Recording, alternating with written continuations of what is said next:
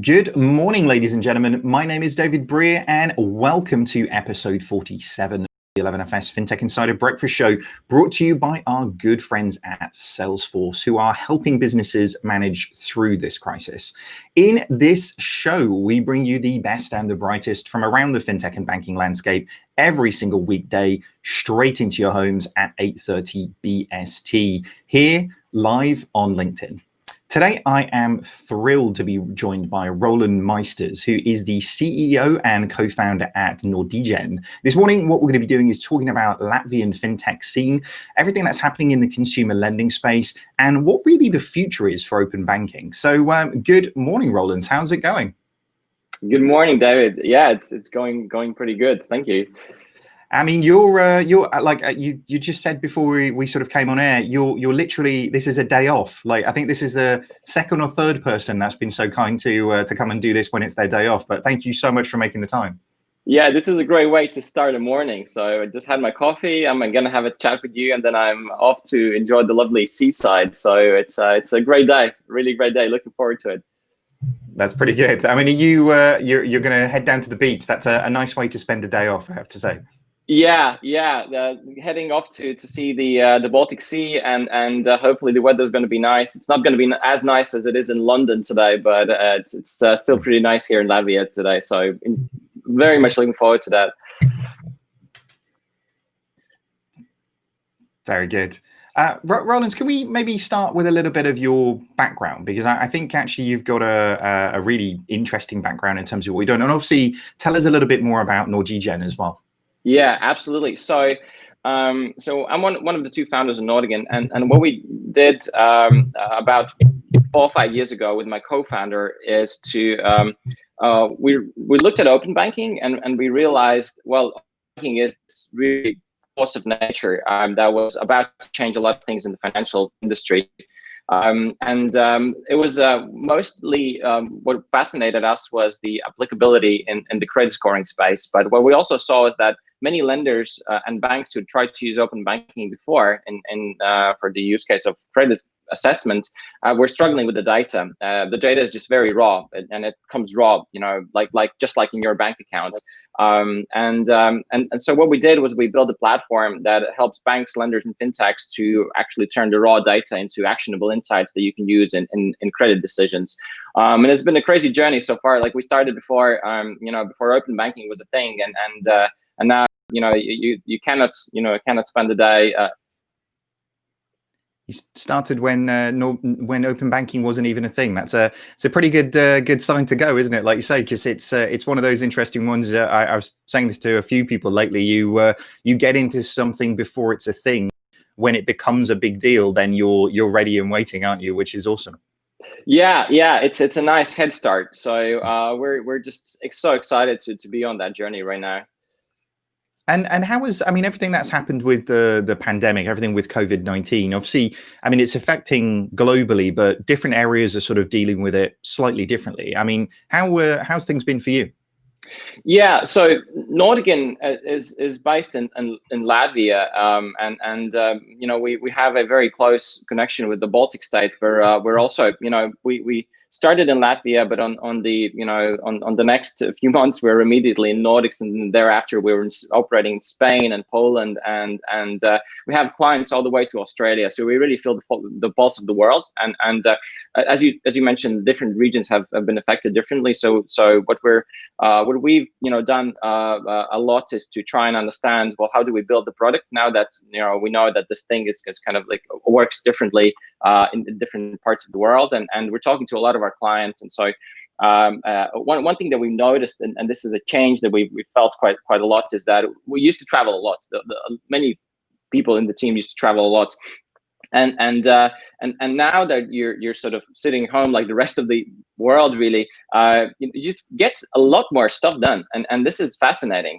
And you no longer have to struggle with like sending emails in the offline and in airplanes, but you just get a lot of stuff done. And I think that many of our people in the team have also seen that there's you can have more productive calls, you can have more productive conversations now that commuting is no longer a problem, and so there's been a lot of we've seen the world has been a bit of on a freeze, really. But there's the things that are happening, they're happening significantly faster. So that's been a great thing that we've noticed.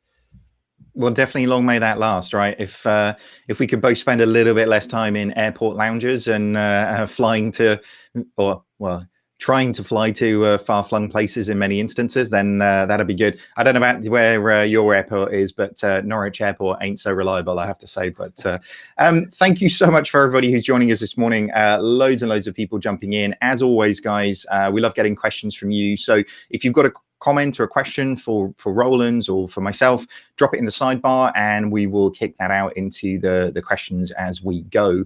As you said, Rolands, you guys are Latvian based. So, I mean, can you tell us a little bit more about the sort of fintech scene in Latvia? How has it come on over the last couple of years?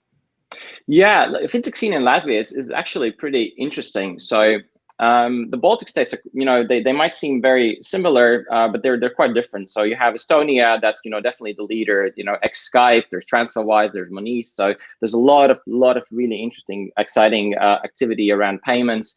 Latvia, however, took a very different approach, and something like 15 years ago, in Latvia there started a way of lending, and now 15 years later, there's Latvian companies that are doing international lending, or you can find a Latvian person running risk teams basically anywhere in the world right now. So there's a lot of heritage in data science, and specifically data science that's focused on credit assessments and lending. So much about the fintech scene has been really about, there's been subprime lending, there's been peer-to-peer lending, peer-to-peer platforms have been born out of Latvia. So it's kind of very much around the lending space. And with regards to, I guess, specifically within the open banking space, I mean, how has that really sort of taken off in the Baltic region? Yeah, the open banking is taking off. I wouldn't say, that the Baltics are in the lead, but we're, I guess, somewhere in the middle. The adoption of open banking in the Baltics has been very much driven by the need to get better credit data. So in some parts of the world, open banking is about personal finance. In some parts of the world, it's about credit data. And then Baltics has been about credit data. We have, great credit bureau coverage in Lithuania, but then in Latvia and Estonia, the credit bureau coverage has not been, ideal, and hence, banks have been asking customers to submit bank statements to verify income, to verify, loan history, which is frankly, it's not the most optimal way, and hence open banking has been a great way to solve, solve the conversion rates and solve the needs really to get access to more reliable credit data. So that's been the driver of the adoption really now. And I guess, I mean, in that sense, then, as these things sort of take off and the digital systems become more sort of prevalent and there's the benefits, I mean, it's something that should grow and grow, I guess, at that stage. Oh, absolutely. And well, I do hope to see more use cases come out of open banking beyond creditworthiness. But it has to start somewhere. So, it starts with lenders, using this technology to solve one problem, and it's a very expensive problem to solve. Of course, it's very beneficial for everyone that lenders have more access to reliable data. But then now that consumers start trusting the technology more, it's quite likely that there's going to be new use cases coming out of it as well. Oh, it's interesting. I mean, and obviously, I mean, from, as you say, from your perspective and from open banking, so everything that you're doing at Nordigen is you're not just based there. I mean, you've got offices in loads of different spaces, and I mean, I've seen you personally demo at Finovate in the US and in the UK. So actually, your impact is really sort of global right now. Well, the fun thing about starting a company in Latvia is that it's a tiny country. There's only 2 million people. So, on day one, you build a product and you test it in Latvia. On day two, you have to, export it really. So we're quite early on, we were, literally forced to look into other markets. And so we've had a lot of, operations in Europe. We've been researching the Australian market. We've done pilot projects in the likes of Brazil, US, Kazakhstan, in New Zealand. I've never been to New Zealand, but it's I guess it's the furthest place from Latvia you can literally have on the map. Was that why you picked it? You were like, okay, if we're going to do this, we're going to next place, like New Zealand, and then we're going to do something on the moon after that. Let's get Yeah, we've been joking about actually being building the first credit score for the interplanetary travelers. So it will be the new gig economy. Um, but yeah, it's so well. Open banking is a global thing. There's more than 5 billion people with bank accounts, and only 3 billion people have any kind of formal credit history at a credit bureau. So open banking has the potential really to change the credit market, and because we're so international in our mindsets, and it's a global problem to solve. We're very much kind of very much required to work internationally from very early on. And you actually opened up an office, didn't you, in Madrid? I think it was last Yeah. year, didn't you? What sort of prompted that from I mean, Spain's a beautiful place, but what was it about Spain that actually looked like a particularly good opportunity? So Spain for us, and this is, insiders in the open banking will know this very, very much, but Spain is like probably the best kept secret for open banking there is.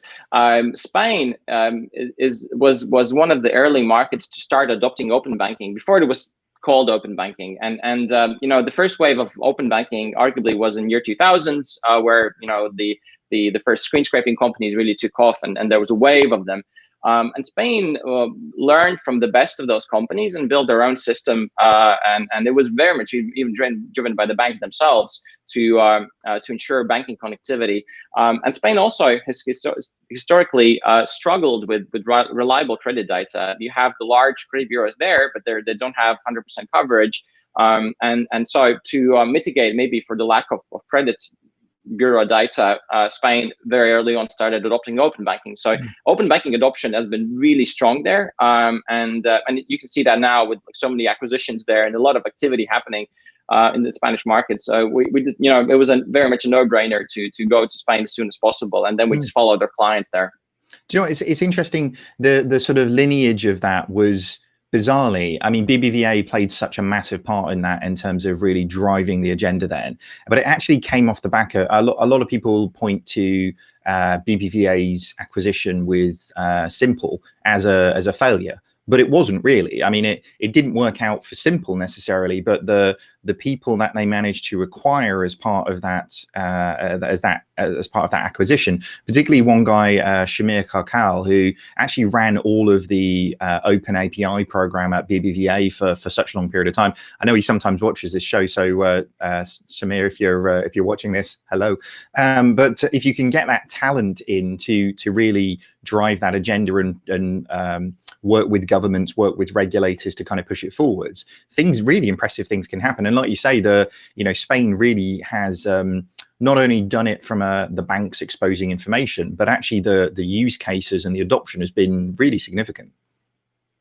Yeah, and Spain is also leading by example in many other countries. So there's a lot of Spanish fintechs that are going into the Latin market. There's a lot of Spanish fintechs that are trying to build applications that are pan-European, and that's been one of the grander challenges that we've seen, is how to build something pan-European at all is pretty hard, because you have so many different jurisdictions to cater for. So I definitely I feel that Spain is one of the best examples how you can build build use cases around open banking that are really value creating and immediately impactful. So that's I really love to see what's going to happen in Spain in the next few years. And probably they're going to be head to head going with UK on who is the most powerful open banking fintechs. That's good. I mean, competition breeds great outcomes for customers, doesn't it? So hopefully they all push each other a little bit to keep moving. I mean, obviously in this period, Spain, Europe, the globe more generally has been hit pretty hard. But I mean, how do you see this sort of affecting the open banking movement? Because I mean, arguably being able to pick up APIs with this information quicker will drive better outcomes for customers through this period. Do you see it having a positive long-term effect on it? Oh, absolutely. So my personal view is that this is the long-awaited push that everyone needed. So what everyone needed was the product teams to sit down to not travel anywhere and just to think about what kind of data they need to power the products. And now, everyone needs to go digital. It's mandatory. It's no longer a nice to have. So the product teams, the product people are, they're spending a lot of time just thinking about what technologies are there. So we see that also on our front. We launched a self-service platform, and we see a lot of registrations from product people who are just exploring, who are trying to understand how it works. So definitely that would, I think they're going to be a very, very big adoption coming out of it, from open banking in general, and not just on personal finance, which has been one of the drivers, I guess in the United States a lot, but also the creditworthiness, because there's a very immediate problem to solve on how to understand the changing nature of credit today. No, I agree. I think it's, like I say, just often a little bit of time to sort of reflect on what is it that people really want to deliver is crazy impactful, isn't it, when it comes to the things that they actually do. I mean, some really good comments and questions for you over on LinkedIn here. So let's dump in on a few of these and actually see where we get to. So Sushat Tangier. Sorry, Sushat, if I've got that wrong. Hey, Roland, great to know more about the company and how it's using data in a smart way. Could we say that Nordigen is Tink or Plaid, but with intelligence? Does that sound about fair? Yeah. So the open banking space is very, very crowded, and where we see ourselves is really, well, there's the plumbing companies that are powering the access to the banking connectivity.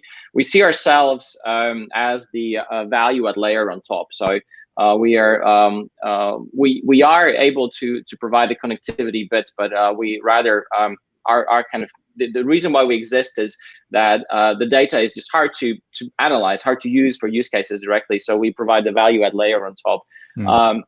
That being said, all of the aforementioned companies, they're doing amazing things on this front, and so everyone has a bit of their own positioning. But we see ourselves as the value add layer, the enrichment. Well, it's definitely great company to be mentioned in alongside of those organizations, like you say, in terms of the impact that you can have from an industry perspective, isn't it? And like you say, I think with sort of so many different players in this market, then actually I feel like you guys, similar to what we were saying about competition from a consumer perspective, you're really driving competition in that market to continually evolving this and continually looking for more opportunities. But I do think the people who add that extra layer, that extra value to consumers is the people who ultimately people will choose to work with. But some interesting sort of conversation or questions in here about adaptive credit scoring analysis as well.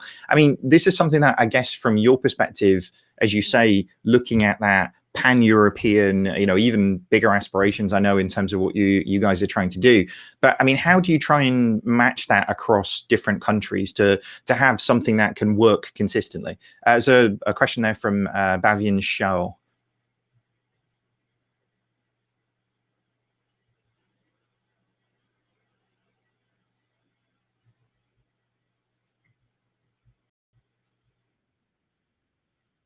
No, I think Roland's. I think we've lost your audio, I'm afraid.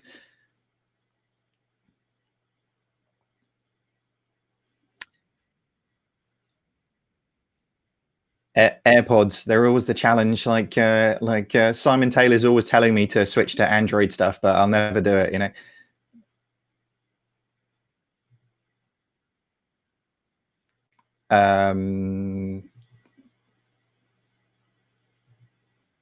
Nope. Sorry about this, guys. I think we've managed to lose connectivity there in terms of the sound. While Roland's just tries to reset that, I should give you a bit of a heads up on some of the other people that we've got coming down the line for this and next week. Do you know what? The lineup is getting crazy over the next couple of months. There's some of them that we're just trying to kind of lock down, but tomorrow I've got Gavin Sewell, who is the CEO over at Honcho. Those guys are doing pretty amazing stuff, like the first ever reverse auction marketplace for car insurance, which is a pretty interesting concept in terms of what they're doing. And what we're going to be doing with him is talking about actually everything that's happening in the state of insurance. everything that's happening in, particularly in the car insurance space, I think is really, really interesting. So, I mean, what we're going to do beyond that, I've got. We've managed to lock down the CEO of DNB Bank, which is amazing. She's been doing such an amazing job over there with a pretty difficult climate in the Nordic region. And actually, her coming and spending a little bit of time to come and talk to us is fantastic. Mr. Chris Skinner is going to be coming back and giving us another half an hour of his time to talk through everything that's happening in the fintech and banking market as well. And the lineup just keeps getting better and better. Do you know what? We were starting to think that with going back to the office and everything, that we would slow this down to be in a situation where we stop taking bookings for the end of June. But at this stage, I think we've got enough amazing people to keep this going for a long time. So you'll have to let us know if this is something that you will like when you're back in the office. Then do let us know, and we'll have to see if we continue doing it. But Roland, have you're back with us now? Yeah, hi, do you hear me now? I got you. Fantastic. Don't worry, I think I got away with it. So the question that we were saying is, how have you adapted your credit scoring analysis across different countries? Yeah, so we recognized very early on that every country is different, every customer segment is different, every lender is different. So, there's lots of flavors to lending. There's credit cards, there's consumer loans, there's mortgages. What we decided very early on was to build a very much adaptive platform that allows any lender to pick basically any risk team and data team to pick whatever they need to power the use case that they're building for. So we empower the lenders, the banks, the data teams, the risk teams to do what they do best, which is create their own versions of the credit scores and the lending decisions. So we just provide them all the necessary tools and the data that they need to do that.